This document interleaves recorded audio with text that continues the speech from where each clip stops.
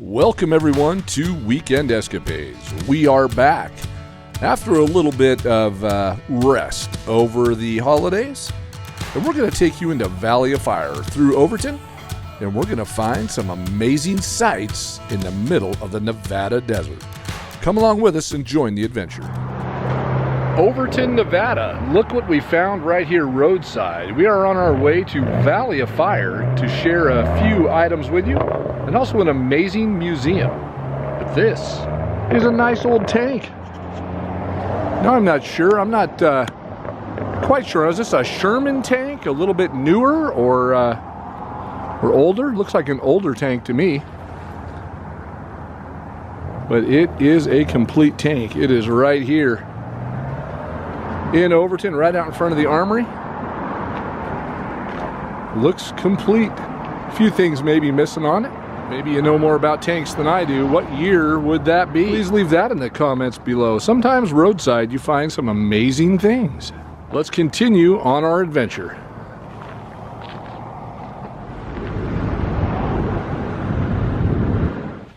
Okay, so we're going to head in now. We've been past here before, but we haven't stopped in. It's been closed a couple times. So this is the Lost City Museum. You can see behind me.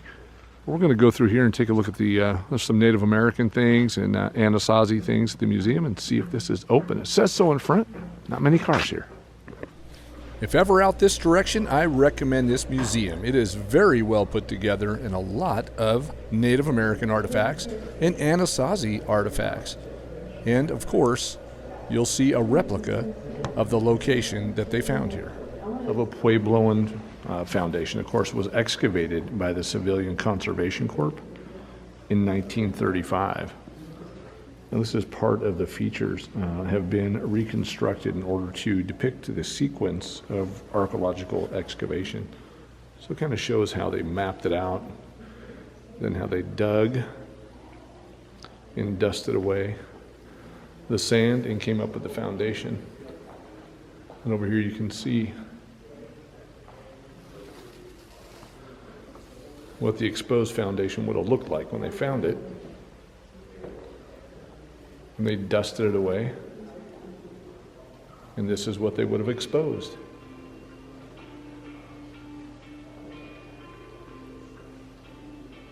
See how they would have had an indoor fire pit? And then over here you can see the way it was constructed with stone underneath and then kind of the adobe and sand mix to smooth it out. The foundation of living quarters. Somebody's over there grinding corn. So these are little models. This is a basket maker pit house and a pit dwelling. You can see how that would look. And then a Puebloan pit dwelling. Storage, cist, and floor. So you can see the storage, how it would be designed. And the ceilings are put together. Very weather friendly to keep you cool in the summer and warm in the winter. Nice little models though. This is a Puebloan room outside storage bin. So there's the room and there's the outside storage bin. So that's one of the reasons they call this the Lost City, is this is the Puebloan area where they exposed a tremendous amount of items. Just like that. And we're right next to the Valley of Fire, which we're going to share with you in a few. But the Lost City was uncovered, and this was all brought about by the CCC Corp. This is around 1932. We've done a video on the CCC location in St. George, Utah, or actually it was Leeds, Utah, by St. George. But all these are artifacts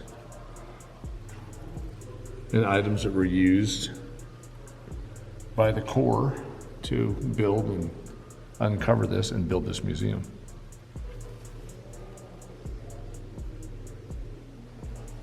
You can see there where they uncovered the bowl, the tools used. And here's the bowl.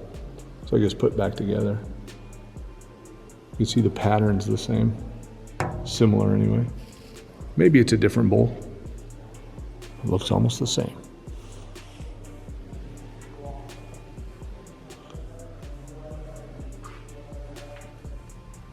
Now that is all woven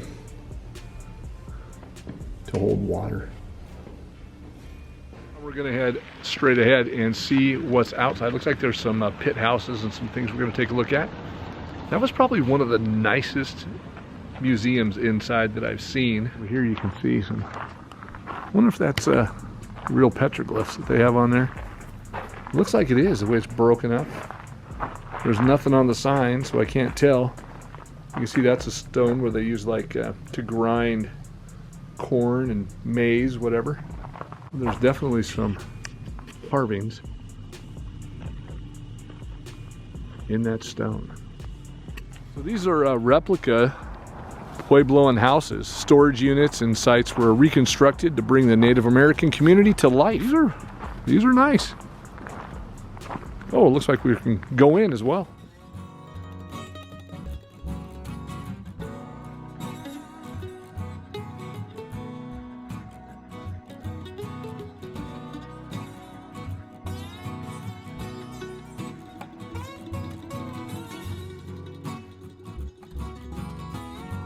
Kind of fascinating. I saw this from the road before, but we didn't pull up in here. It was closed that day. This is kind of exciting to see. I didn't know this was a full construction up here. So of course what the completed pit houses look like, and then this would be like the storage pits and what they look like when they're exposed. There's another placard here. Moapa Valley Pioneers in 1864. Brigham Young called for settlers to colonize the muddy, or now Moapa Valley, on January 8th, 1865. 11 men and 3 women arrived, and that's how it began. Well, that Brigham Young is all over the place when it comes to Arizona, parts of Arizona, Nevada, and of course Utah. But wow, that name comes up a lot when it comes to settlers and settling this this vast wasteland of desert. A lot of settlers came in these areas because, you know, this land was almost uninhabitable. As hot as it was, and as miserable and dry as it was, and they tried to grow things around here. As you can see all the farm equipment. A lot of it didn't work out. A lot of horrible weather, a lot of flooding. Because it's so dry, the water would just stay on top of the ground and just wipe them out. So, tough land to live in for sure. Heading on down the road, right into Valley of Fire State Park, with a couple of very interesting locations with some great history. Welcome to Valley of Fire. So we've made it here, and these are the cabins behind us. So we're gonna go explore these cabins. They've got a little bit of history about them, but at the same time, there's a little bit of a haunted history. Believe it or not, stories do exist. These were the 3 cabins that were built by the Civilian Conservation Corps, the CCC. Again, we talked about that as they had a large camp in Leeds, Utah. But soon after the Valley of Fire became the state park in 1935, they are constructed of native sandstone, and they were used many years to shelter campers who traveled to visit the park. Well, back in the day, the Valley of Fire claimed a lot of lives, and to this day they still find people, I guess, that have perished here because the elements, it's so hot. So what happens is you come out here, you don't have water, you're not prepared in the summertime, and travelers used to go for walks out in the desert, maybe get lost and not find their way back. That's not a good mix. Lack of water, lack of survival skills, trying to look at the beauty around you and not making it out. It's all possible here at Valley of Fire. So these cabins were used for passers-by, but for some reason they say that spirits or ghosts, if you will, still kind of inhabit these cabins. Again, a lot of people don't believe in that. I'm on the fence on a lot of it. But there's been a couple of ghost adventure style people, investigators that have came out here. And I remember them setting something right in that window that was getting activated, because they say a lot of the people that have perished in this area kind of gravitate to these cabins. I don't know why. Maybe it's because they're stationary. They say maybe spirits kind of migrate towards dwellings. And these would be a couple of the only dwellings that are around here. I think there's 3, maybe 4 cabins here. Chimneys there. I'm going to walk around the back of them.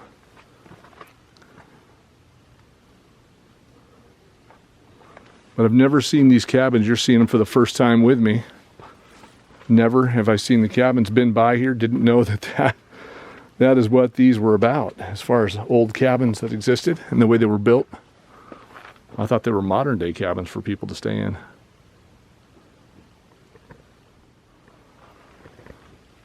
So these all had little fireplaces in them, and really sound, I guess, but made out of the sandstone, like all of the old ghost town locations and things that we see. Interesting build on the old fireplace, huh? But yeah, I've seen a couple of shows where that's how we found these, actually. So we knew there were cabins here at the Valley of Fire. We just didn't know that they were these cabins and the stories about them. But they say that at night, it's kind of scary here at night, from what I've seen, but these cabins, they say definitely had some spirits in them, and it sure seemed like it on the show. Again, you can believe those things or not for your own, but just wanted to share them with you because they are a part of old Highway 91 history. Highway 91 came through here. All the travelers stayed in these cabins. Every one of them's built a little different. And we live a lot closer and on Highway 91, basically. But Highway 91 history, old Arrowhead Highway, going through, from Salt Lake all the way down to Los Angeles. It's kind of interesting because Route 66 has its own history, but Highway 91 also has its. Not as famous as Route 66, but at the same time, a lot of old history on the Arrowhead Highway. There's a trail that's going up here with some stone steps behind it. A lot of people come out here and explore. A lot of wedding pictures are taken out here. People that get married, like in Las Vegas, in Nevada area, because Las Vegas is only about 45 minutes to the kind of southwest from here. Beautiful area. You can see where people would take wedding photos and pictures out here. Let's head up these stairs and see what's over the edge of this hillside.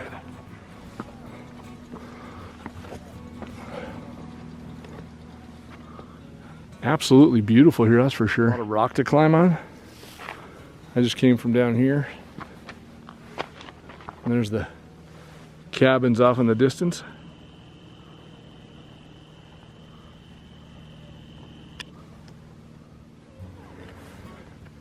Fairly steep and elevated here, but it's just a lot of smooth rock. Hard to capture on camera how beautiful it is because so much jagged rock and like little caves is really hard to see unless you're here in person. Hopefully you can see how beautiful it is. Okay, so after further observation, right here is a bunch of petroglyphs right behind these cabins. Climb back up here and take a look.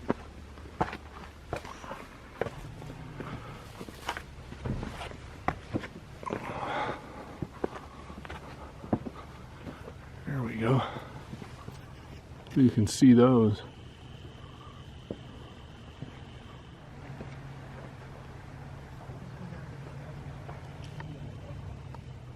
That whole rock is covered in them, a little bit hard to see, a little bit too much of a shine on there from the angle I'm at. Let's see if I can get a little higher.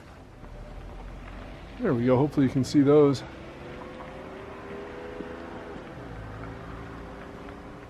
Here's what looks like a mountain goat real close. And another one over here. Now there are sheep here, mountain sheep, mountain goat, whatever you want to call them. Looks like people have been scratching their initials in here as well, but yeah, those are a couple that are right down here eye level. There's a few other little things here. Some of the artwork, you can't really make out what it is, but you can definitely tell that that's sheep. Let's head on down the road through Valley of Fire to the next location, Atlatl Rock. And a lot of you may be asking, what is an atlatl? And a lot of you may know. But that was a device helped to increase the force of throwing a spear or a dart, held in the hand with a spear or dart in it, and then flung for, again, more velocity and strength and power. All right, here we go for a stair climb. Going up, I don't know how many stairs it is, I should probably count it. Going all the way up to there to look at some petroglyphs.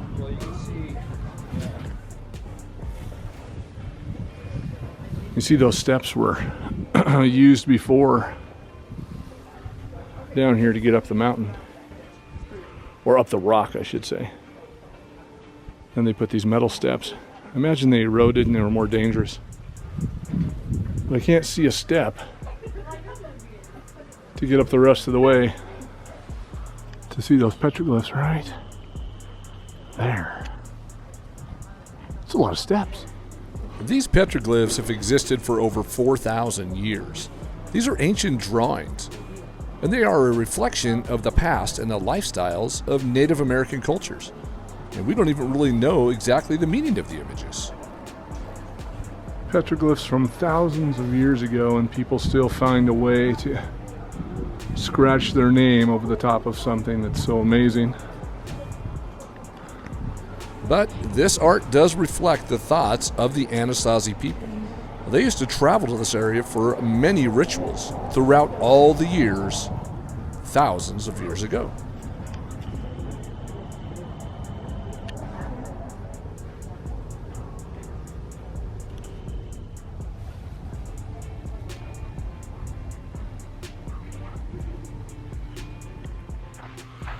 Well, that's going to do it for today from Valley of Fire, and of course the petroglyphs right behind us. And until our next adventure, goodbye from Weekend Escapades. We'll see you in the next one.